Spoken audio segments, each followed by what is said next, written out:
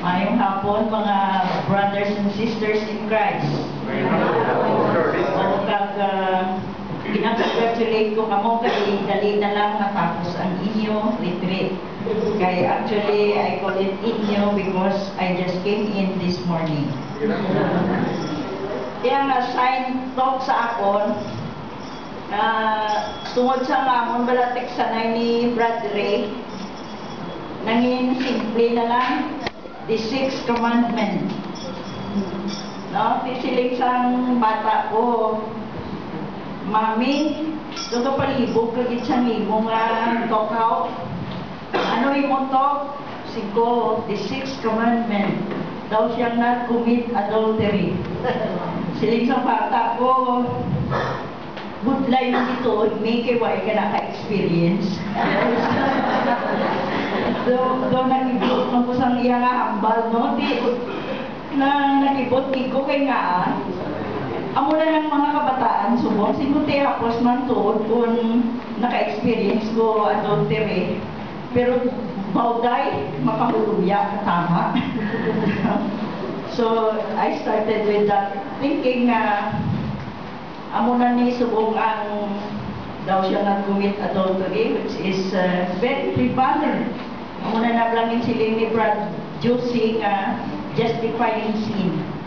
This is the most justified sin. Sin nga ginahimo sa mga katawhang subong.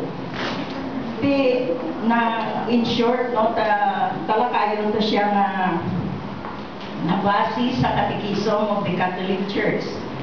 What have the Church to say about the sixth commandment? Base sa aton Catholic Catechism of the Catholic Church, ini nga Catechism ginhatag sa aton ni John Paul II. Our Blessed John Paul II. He will be canonized April 27, together with another Pope, Pope John the 23rd. Ang paragraph 2392 sa Catechism nagasiling, love is fundamental and innate vocation of every human being. Kutsing ganun nga, ang sa katao may pakikugma na ginhatag ng Diyos. And if you describe love, no, kung pakikugma, sa paragraph 1766 nagasiling, to love is to will the good of another person. All other affection have their source in this first movement of the human heart. Sa ato niya, we describe that first time I saw him, may itikminaw tayo sa iyo. No? That is how we understand, pero sa Catechism, it is the first movement of the human heart towards another person. Makasiling kita nga sa subong nga panahon do we really base ang atong pag-asawahay sa ginatawag na pakigugma. With so short time nga ginahatag sa atong mga kabataan subong sa ginatawag na pakigugma, makasiling kita nga madamok sa atong kabataan sa subong nagbiya sa pananawan sa gugma. Ang kalamanan nga mga marriage subong nga ginhimo sa kabataan, sometimes for money, for convenience, for a chance to go abroad, for anything that is not about love. Pero kung mabalik kita sa Diyos about sa ginatawag pag-asawahay, courtship, kag ining atong subong pagsinalayo bilang mag-asawa, ito medyo kamudlay gid kay amo ning kanamo subong ang mga problema mo, especially kung daw wala pa kita spiritual life. Sa mga previous years, wala pa ko ka-join sa apostles. I am Christ-centered. Wala ko yung pangadi sa mga kay Mama Mary. Kapangadi man ko due to the rosary. Pero I'm not very keen on asking really all the things that I need in life sa kay Mama Mary. when I joined the apostles, I was surprised. I was given ang akong santa is Mary, the Mother of Sorrow. So nakita ko nga, ang Mother of Sorrow may 7 kadaga sa iya korason. So I started learning about the 7 sorrows of Mary. But we are not talking about it this afternoon. Ang recent ko nga experience daw na-confirm ang ko kay when my husband died, no? Pagkapatay sa akong bana, nadumduman ko ang manubo yung mga kabuhi with the church, but he was all Mary. Merkules, naganubina siya, perpetual health. First Saturday, naga-posisyon siya around the plaza. Hindi ko nga posisyon kagit mo niya kay may promise si Mama Mary nga if you do a first Saturday service, may iregalo ang Mama Mary when you die. Siya lang isa, sister. Siya lang isa. Wala ko po. Amo na nagsiling ang mga kaparian. Sila sa mga kaparian, willing makamulikat to mga babae kamo sa simbahan nga hindi ikaw mga yan. Hindi makamu pwede mari, hindi makamu pwede pari. Mari kamo di. Imbitara ang inyong mga husband because they are the real priest of your family. They are sila ang angayan magserbisyo diri sa simbahan. So actually, ang husband ko when he died on a Wednesday, preparing for na manuhin na siya sa perpetual health. Kaya kung ba na he just contacted diabetes, but he is so keen on his diet. Nga ang kinamatay sa bana ko yan, hindi taas sugar yan, lubo sugar yan. Hypoglycemia yan. Oo, hypoglycemia yan. Na all of a sudden, tamaan siya kagutom, tamaan siya diet. Ako na, he just, natumba lang siya kamay, dala naman sa hospital, snappy 10 minutes, is gone. Ako na, nung magdasun ka silingi ko nga, the days before he died, he told me nga, siguro Lynn, kung mag-abot mangina kamatayon sa atong nga duwa, ang masiling ko lang ako lang tani mauna, siguro nga aman, I cannot live without you.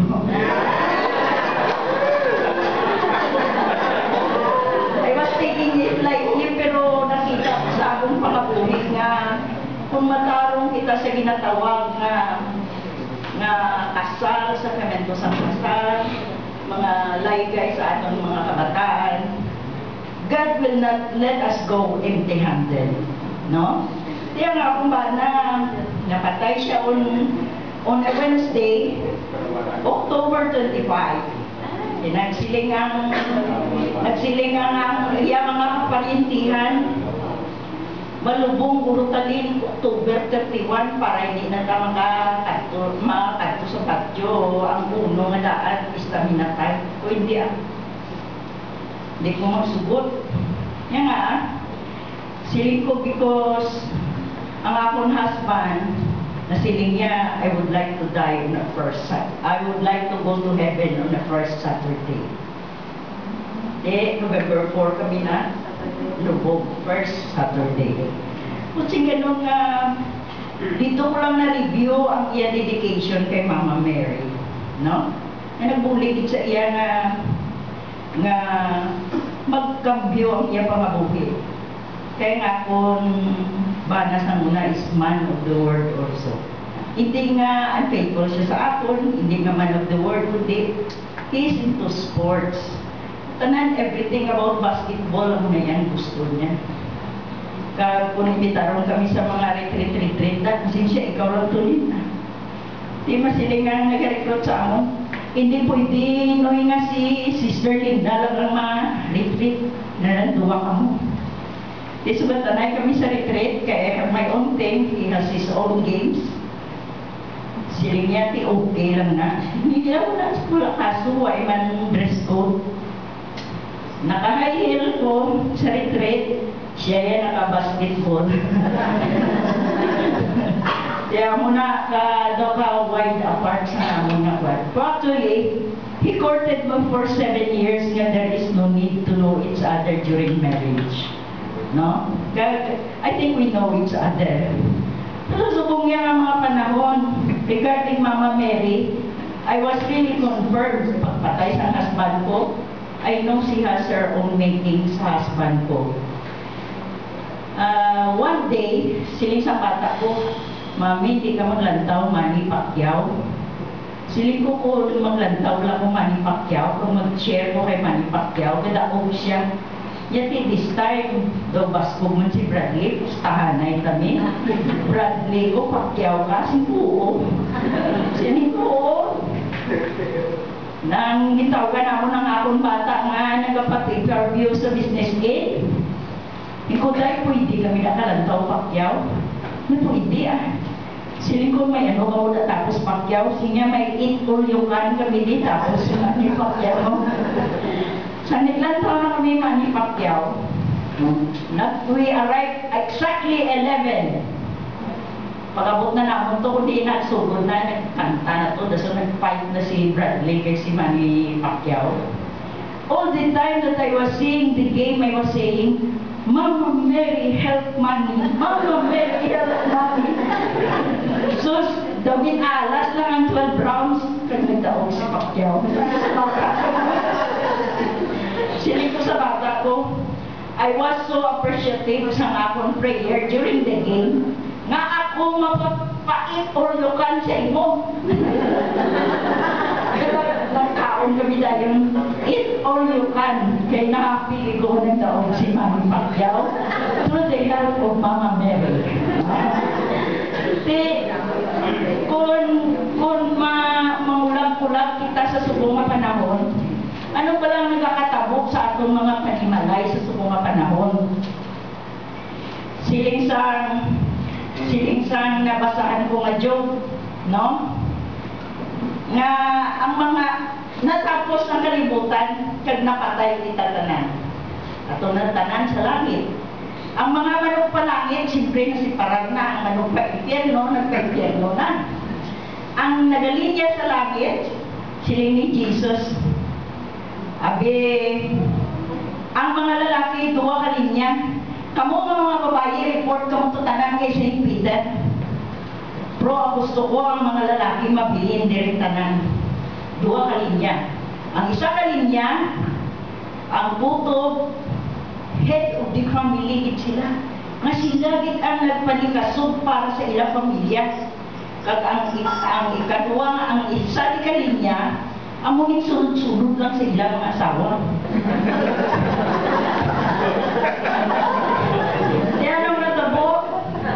Paglandaw sa Ginoo ko, ari sa tanan na linya, ang nabilin isa lang sa sininga linya nga head of the family. Sining ni Jesus, wala kang muna niya. Itanong ko sa tagipusoon ninyo nga mga lalaki, nga kamo ang head of the family, ano, ari kamo isa linya nga mungin. Yay, danay pa. Andis ako malipat, pasalamatan ta ang isa na head of the family. Yan nga aari ka di gani sa siningalin niya. Abi isukit sa amon ang imo pagka-head of the family. Yan daw wala mo ka-inchindi kung ano to kanina. Siningya ko, antis makakakakakon na asawa kay St. Peter, dinsingaran niya ko drak hangalin niya, ha?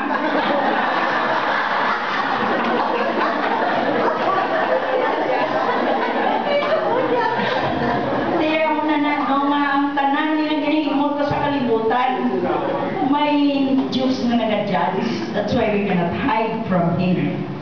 Tapos, isa naman niya ka mag-asawa.